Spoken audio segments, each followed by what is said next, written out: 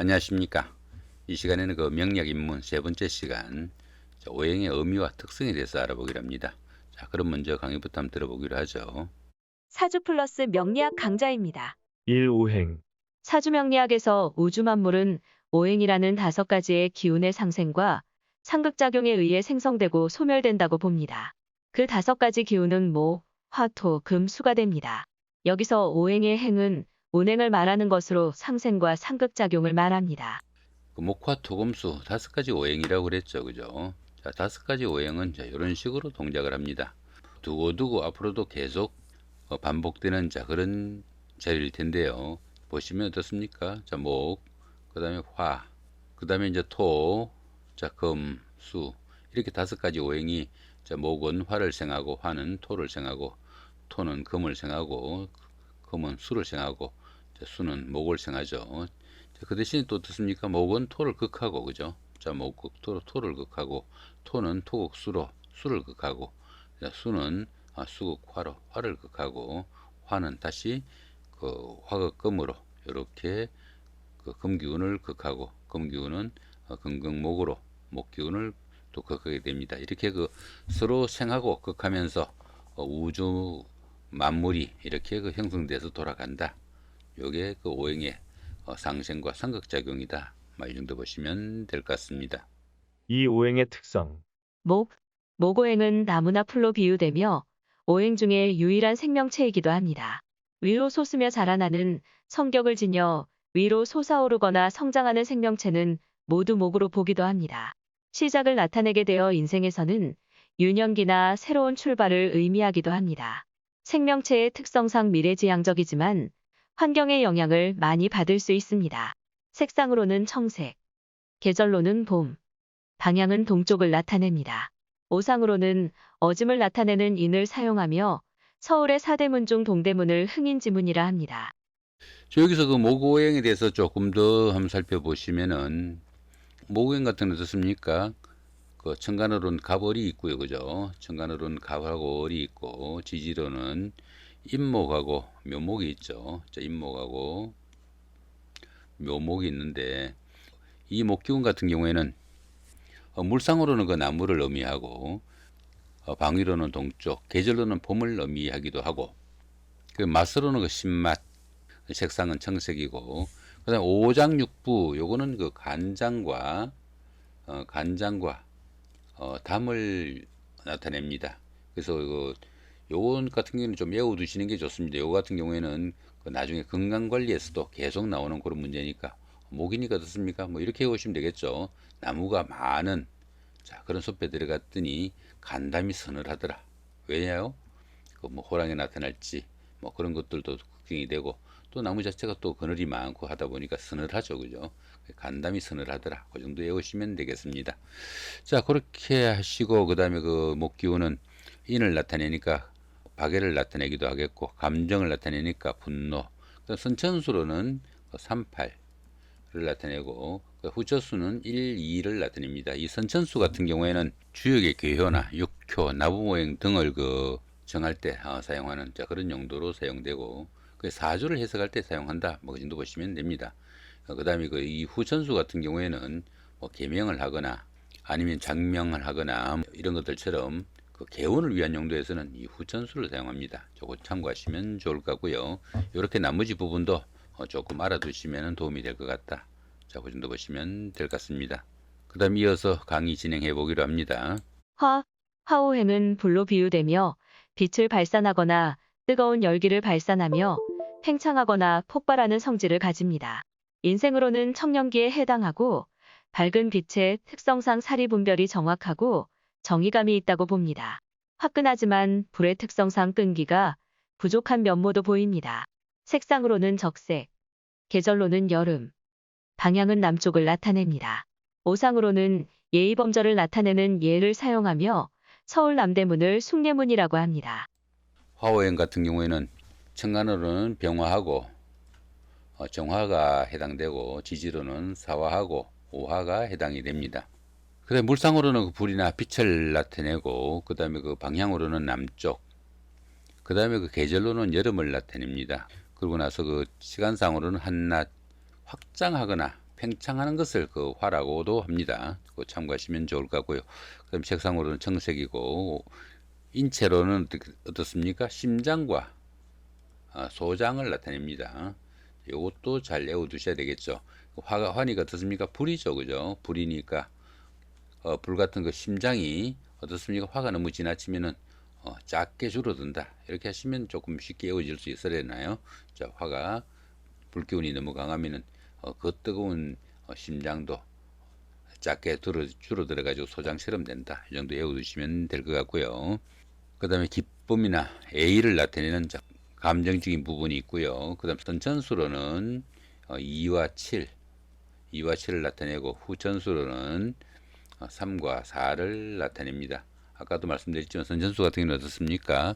주역의 개호라든가 육효, 나부모행 뭐 이런 것들처럼 그 사주를 해석하는 그 자체로 사용할 때는 선천수로 사용하고, 우리가 개운 같은 거 뭐 장명을 하거나 아니면은 개명을 하거나 할 때 이런 때 사용하는 것은 이 후천수를 사용한다 보시면 됩니다. 우리가 행운의 숫자 이야기했죠, 그죠? 행운의 숫자 역시 개운이니까 후천수를 사용합니다.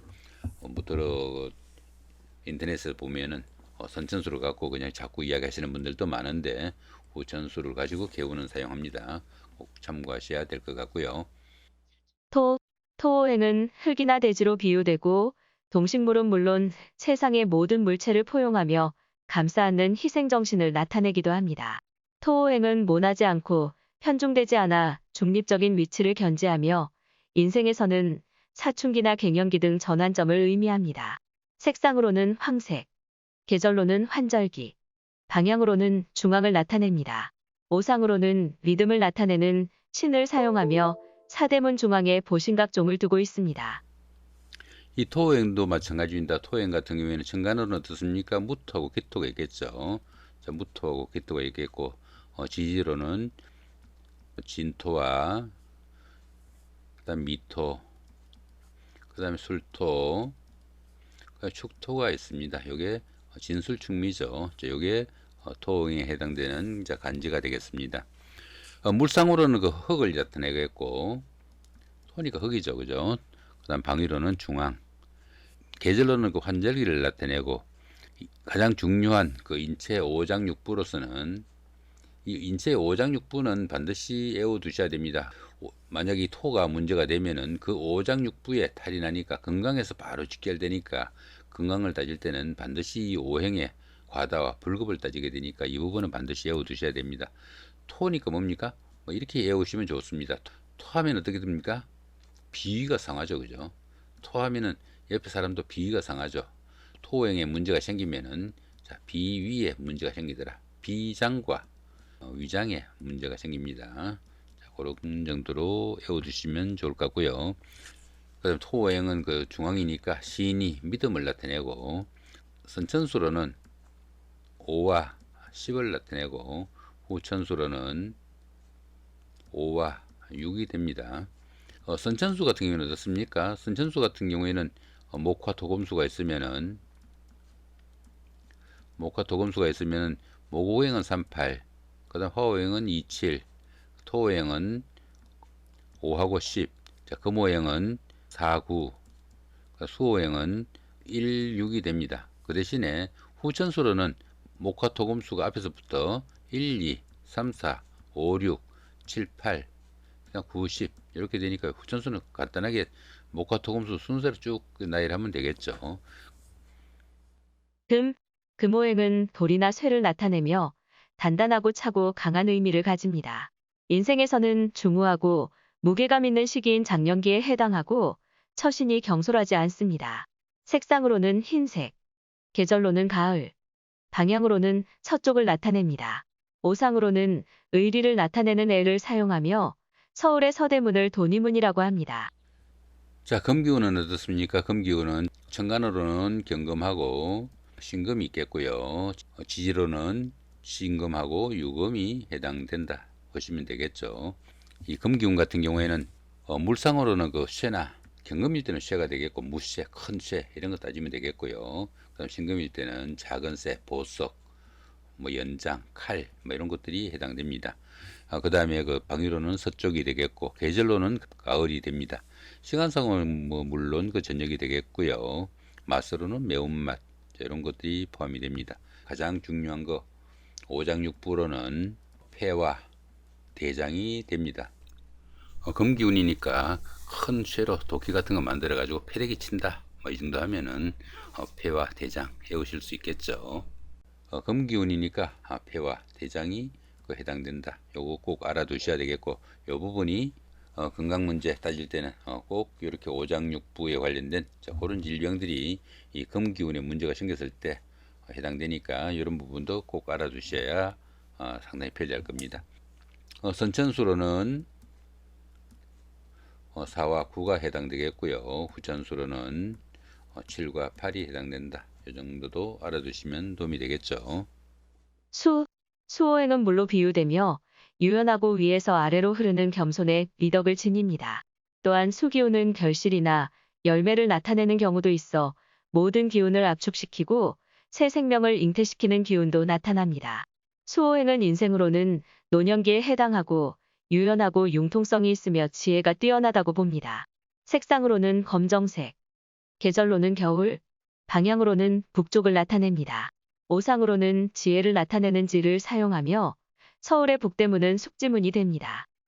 수호행은 어떻습니까? 천간으로는 임수하고 개수가 있겠고요. 임수하고 개수가 있겠고, 지지로는 자수하고 해수가 먼저네요. 해수하고 자수가 있겠습니다. 자, 그 다음에 그 물상으로는 수니까 물이 되겠죠. 물이 되겠고, 방위로는 북쪽, 색상으로는 흑색 이런 정도가 될 수 있겠고, 시가로는 그 한밤중, 자정이니까 밤 12시 정도, 자, 이 정도를 보시면 됩니다. 건강 문제에서 항상 따져지는 오장육부로는 신장과 방광이 해당됩니다. 수이다 보니까 어떻습니까? 물에 관련된 거죠. 신장하고 방광, 신장은 소변이나 성적인 문제에 관련된 그런 장부에 연관이 된다. 그 정도 보시면 될 것 같고요. 감정적으로는 조금 두려운 그런 부분이 되겠고, 그다음 지혜를 나타냅니다. 선천수로는 1, 6을 나타내고, 후천수로는 9하고 10이 됩니다. 이런 정도 꼭 외워두시면 좋을 것 같고요. 그 다음 밑으로 조금 내려서 보시면은 그 오행 분류 조견표가 이렇게 있습니다. 여기서 쭉 보시면서 필요한 부분들 참고하시면 좋을 것 같습니다. 이 부분에서 어떻습니까? 물상 부분은 뭐 대강 생각하면 대강 알 수 있는 거니까 방위도 그렇게 어렵지 않게 외울 수 있는 것 같고요. 이 중에서 그 가장 중요한 부분이 어떻습니까? 오장육부 이 부분은 오장육부 이 부분은 꼭 외워두시면 좋을 것 같고요. 여기죠, 그죠? 오장하고 육부. 모호행 같은 경우에는 간담, 그 다음 심장과 소장, 비장과 위장, 그 다음에 금호행은 폐장과 대장. 요 외우실 때는 아까 말씀 안 드린 것 같은데, 금이니까 어떻습니까? 도끼 갖고 그냥 패대기 친다. 그 정도 하시면 되겠죠, 그죠? 패대기 치다 보니까 폐장과 대장. 그 다음에 여기는 뭐, 순이과, 소변내에 관련된 거, 그 다음에 성에 관련된 거, 신장과 방광. 그 정도 보시면 될 것 같고요. 그 다음에 오덕에 관련된 거, 그 다음에 여기 인이죠, 그죠? 이 부분 보시면은 목기운은 인이고, 그 다음에 화기운은 A, 그 다음에 신이, 그 다음에 여기는 어리, 그 다음에 지혜, 이런 부분도 외워두시면 좋을 것 같고, 선전수, 자, 후천수, 이 부분도 참고하시면 좋을 것 같습니다. 색상 같은 경우는 그렇게 어렵지 않지만 이것도 알아두셔야 됩니다. 반드시 알아두셔야 되고요. 자, 그런 정도 보시면 될 것 같습니다. 오행을 이렇게 쭉 하다 보니까 그 자체가 참 상당히 좀 지루하죠. 자, 오행을 실제로 사주풀이 할 때 어떻게 풀이할 수 있는지 한번 보기로 합니다. 자, 이런 명조가 있습니다. 보시면 어떻습니까? 연주가 경신, 월주가 개미, 일주가 병신, 시주가 개사인, 이런 명주가 있다고 봤을 때 이렇게 내려서 보시면은, 자, 이 부분이 그 아까 오행도입니다. 보시면 비슷하죠, 그죠? 여기 보시면 요게 목입니다, 그죠? 목, 그다음에 화, 토, 금, 수가 있는데 위로 이렇게 다시 올려서 보시면은 어떻습니까? 목오행이 하나도 없죠, 여기는, 그죠? 목이 없잖아요. 파란 초록색이 하나도 없죠. 초록색이 하나도 없고, 그다음에 불기운이 이렇게 두 개가 있는데 여기에 사신 합수가 돼 가지고 수기운으로 바뀝니다. 그렇게 되다 보니까 수가 하나, 둘, 셋, 네 개가 되겠죠. 이렇게 수가 네 개가 되겠고, 그 다음에 금기운은 어떻습니까? 애당초는 이렇게 세 개인데 여기 사신 합수로 여기 수로 신금이 수로 바뀌니까 이렇게 두 개가 되겠고, 그죠? 그 다음에 토기운은 요 하나, 이런 식으로 되어 있습니다. 이렇게 되어 있다 보니까 여기 보면 목화토금수가 이렇게 쭉 되어 있죠. 되어 있는데 토가 인성이고 비고 이건 아직까지 하지 않았으니까 내비두고요. 자, 목고행이 하나도 없으니까 너무 적죠, 그죠? 적어도 하나이면 두 개가 있어야 정상입니다. 자, 근데 너무 적고, 화호 기운은 하나가 있으니까 일단은 적정하다고 보고, 토 기운은 하나가 있으니까 적정합니다. 하나나 두 개 있으면 적정합니다. 그다음 금 기운은 재성인데 어떻습니까? 애당초 세 개가 좀 많았는데 요게 수 기운으로 바뀌니까 금 기운은 적정한 한 개 됐죠, 그죠? 그다음에 수 기운은 하나 둘 개인데 사신이 합수가 되다 보니까 네 개가 돼 버렸죠, 그죠? 그러니까 너무 과다하다. 과다 과수 갖고 어떤 식으로 풀이가 되는지 자, 한번 살펴보시면은 이렇게 내려서 한번 보시죠. 저 모고행이 과수하죠, 그죠? 없다고 한 거니까 여기 보시면은 모고행이 과수하면 감이나 담에 질병이 생기기 쉽다. 나무가 있는 숲에 들어가면 간담이 서늘하다, 예오라고 그랬죠, 그죠? 정신적으로 불안과 우울로 인해 가지고 매사 산만하고 집중성이 약해집니다. 간장 질환이나 담낭, 근육 이상, 두통, 무서움을 잘 타고 밤길에 두려움이 많아진다. 이런 식이 돼 있고 그 모기운을 보완하는 방법도 이렇게 나와 있죠, 그죠? 이런 식으로 풀이를 할 수 있다 보시면 될 것 같고요. 그 다음에 적정한 거는 괜찮으니까 두고, 그 다음에 수호응이 또 과다하죠, 그죠? 자, 과다하면 또 어떻겠습니까? 자, 수호응이 과다하면은 수기운은 어디에나 잘 적응하고 순응하는 성향을 가지지만 과다하면 군모술수와 타인을 모함하거나 모사한 일이 찾게 됩니다. 한 곳에 머무르지 못해 참을성이 부족하고 이기심이 강하게 나타납니다. 타인과 어울리지 못하고 돌출된 행동이 잦아가지고 마찰이 심하고 인내심이 약합니다. 이렇게 나와 있죠, 그죠? 그 다음에 수가 너무 많으면은 신장 방광에 이상이 오기 쉽고 신장계통과 방광계통에 이상이 올 수 있습니다. 구체적으로는 사육냉증이나 방광염, 불균면증, 고환염, 냉대하, 두통, 류마티스, 불임증, 소변불량 이런 것들에 질병이 올 수 있다. 그 다음에 수호응이 과다하면 우리 몸에서는 이런 이상을 나타낸다. 어떤 걸 과다로 보는지 이런 것까지 나와 있습니다. 이런 식으로 각 개별 오행의 과다와 불급에 대해 이런 식으로 실제로 사주에서는 해석을 하고 있구나. 이렇게 보시면은 조금 더 우리가 공부하는데 동기도 부여되지 않을까 싶어가지고 잠깐 소개해드렸습니다. 3호행의 분류조견표. 일상적인 부분을 오행으로 분류하면 위와 같습니다. 참고로 어떤 차이가 있는지 정도를 살펴보시기 바랍니다. 공부하시면서 이해가 되지 않는 부분은 다음 강의로 진행하시기 바랍니다. 전체적인 윤곽이 그려지면 이해되지 않았던 부분도 점차 이해할 수 있게 됩니다.